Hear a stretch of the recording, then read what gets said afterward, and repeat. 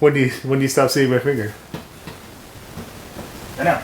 Really? Yeah. What's up, everybody? This is Kamea. This is Ali. And you are watching episode 7 of Brothers, Business, and Barbells.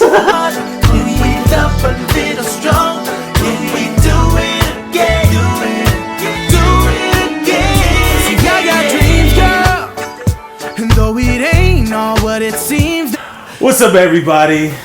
So we took a little bit of a break. Ali had some emotional issues going on early this week, and you know it's a challenge sometimes when half of the show is a diva.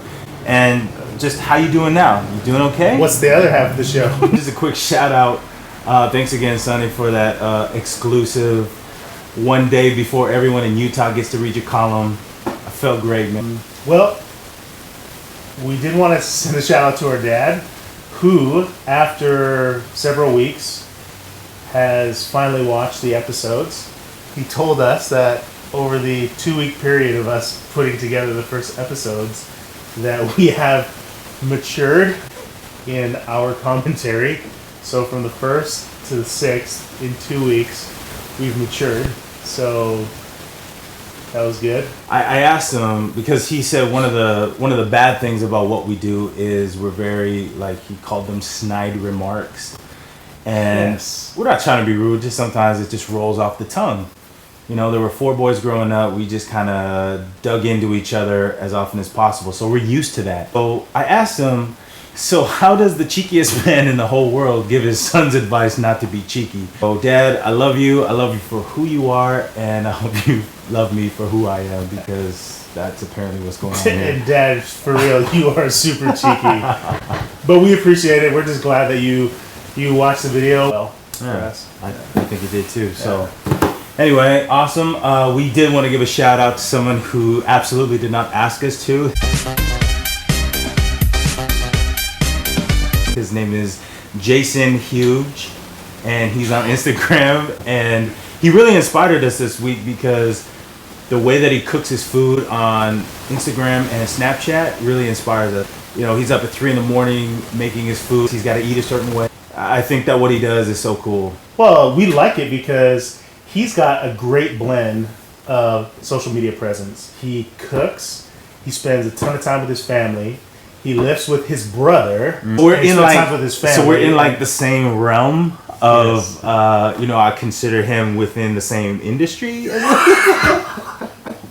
No, if you look at his profile though, this dude is jacked. Like, he's huge. Certainly we don't compare, but just the common themes, the fact that he works out with his brother, he's always hanging out with his kids, and he just loves to eat. And no, he does business with his brother too, which is also really cool. They both do something a little bit different, but they both spend a lot of time doing business together. So we think that's really cool. And when he lifts, he's like, yeah. And we've been doing that too at the gym out in the morning. So sorry, we just had to get up for a minute and change the batteries because our film crew, I don't know where they went. Taking a break. Guys, come on, you got to get back to work. Sorry, guys. Anyway. Hey, what are guys? Come on. So the first thing that we wanted to talk about, a little bit of family stuff. And this is a little blend of business and family, but it's working with your father.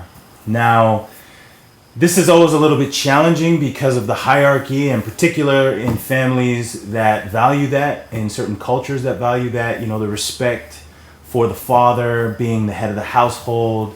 Even that generation that he's from, I was told once that generation, the baby boomers, if the child asks them a question, they'll always give an answer, because in that generation, the dad was always right. You know, that's what we're dealing with right now. Wanting to do business with our dad, trying to do business with our dad, and some of the issues surrounding that. We like the Mafia style way of doing business. We like a hierarchy. We like somebody being in charge and being able to make final decisions. Just pause right there. Like, so important. No leader, no good. We just can't operate if there's not a strong leader in the organization or the group. The whole democratic approach to business doesn't work for us, because when you got too many cooks in the kitchen, nothing turns out good. So we definitely like that model where there's one leader that's ultimately going to make the decisions, and hopefully they have enough experience to make good decisions, and they're thinking about everybody. And that's why I think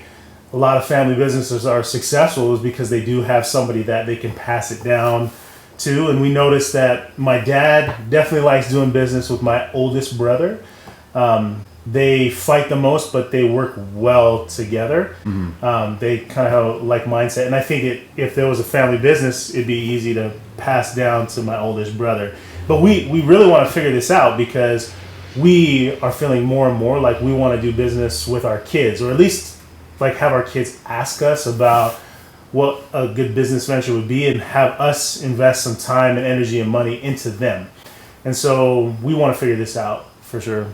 In the end, if you're going to work with your father, if you're going to work with your brothers, if you're going to work with your family, again, and I think I said this before, you're just going to have to suck it up because there's the X factor of the fact that you're related, that you love each other, and if that's not more important than all the other business stuff that's about to happen, it's going to fail. You know what?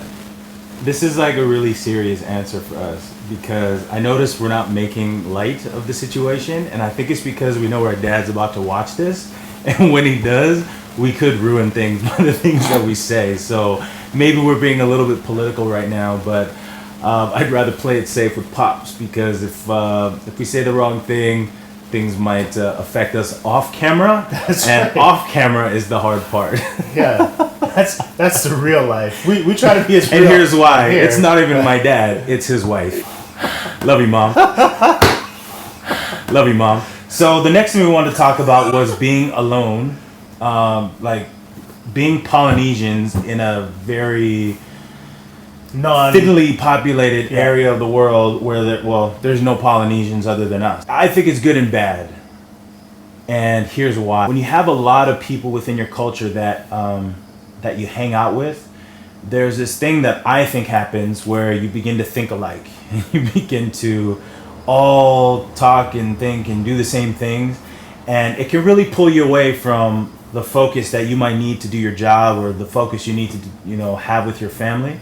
And so on the one hand, it's good because we have never had so much focus in our lives because we just have zero distractions culturally. Like we do our own thing, we visit family at reunions, and then we come straight home and it's right back to focus. But we also have a longing because we will see maybe on social media or somewhere else our family going to family events and weddings and dances and they're so close. Yeah, and it's so they get to see each other all the time. It looks so fun. It is fun. And like even, when we go, it's super fun. It seems like it's so simple, but it's so meaningful to us to be with family members doing something as simple as marching in a parade or playing tennis. Definitely miss the Polynesian side of like the huge laughs that come along with these types of events and the very cool unpredictable things that happen. Like one time we went to a pageant in California and it was like some sort of Polynesian beauty pageant and there was a shooting after. Like it was super exciting. Nobody got killed, at least to my knowledge, but it's that kind of unpredictability that kind of makes us so participating in the Polynesian culture. That was probably a really bad example. That was an awful example. That was just awful. That was terrible. But I think living up here has given us a great advantage. If I just know that if I had more of my relatives on my Polynesian side here, I probably would not be as far ahead as I am.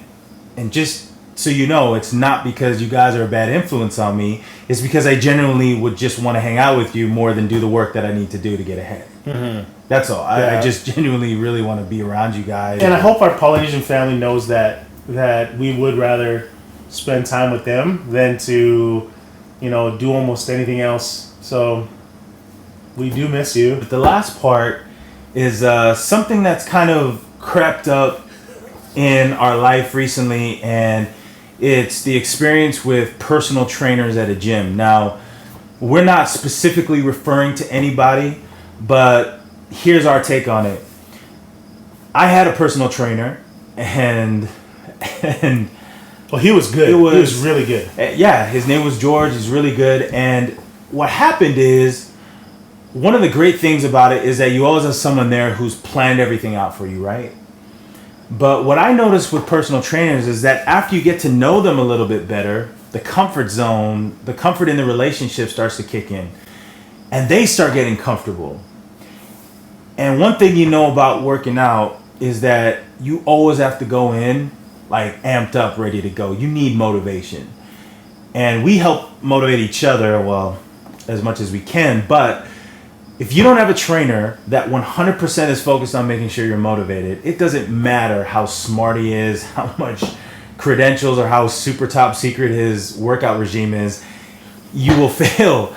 And we see trainers at the gyms that we go to who are literally sitting while the people they're training are working out. And I'm just sitting there going, what are they paying you for? Yeah, it's not like they have to work out with them. No, but their job is to like amp them up. Yeah. Not to use their relationship to be more comfortable in doing less and less to motivate. Yeah. And we're finding that more and more. And just the commentary, we're watching some personal trainers early in the morning who look like they're exhausted when they come to work out with somebody. You're not allowed to be exhausted. No, you're not. You get need paid to be high not energy, to be exhausted. High energy. That's right.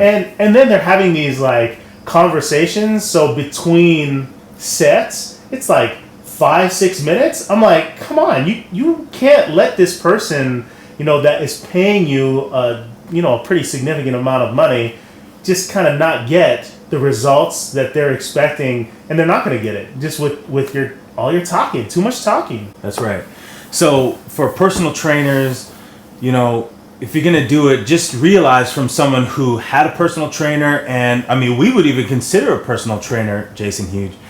And if we did have one, really the only thing of course you got to plan out our workouts. Of course you got to help us stay on the track with the diet. But the number one thing is you got to show up with a hell of a lot more energy than we have. Yeah. Because we're going to walk in with our head down going, oh, here we go again. Mm-hmm. And you just got to be excited and energetic and give everything you have for that, because if you don't, sometimes I just want to walk up to these dudes and be like, they're paying you money for this? That's right. You low energy nobody. Come on, man. Yeah. This is the only reason you exist. And the trainers that look like they need trainers themselves. Well, that's a whole separate issue. We got a little special guest here.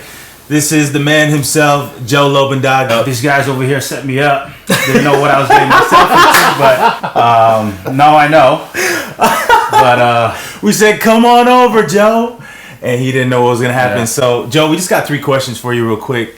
We already did the show and we asked ourselves this question, but number 1, what's it like being a Polynesian all by yourself in the middle of nowhere? you know what? When I first got to Canada, I thought I was the only one here. But just me and these 2 guys, now we're 3. The 3 natives. But, honestly, it is very lonely. Everyone's back home in Hawaii and in the States there. But we all try and, stick together like... He's still here. Yeah, I'm still here. Right. And this is home. But everyone that I talk to here in Saskatchewan or even in Canada in general, they ask me where I'm from, and I tell them where I'm from, and they say, what are you doing over here?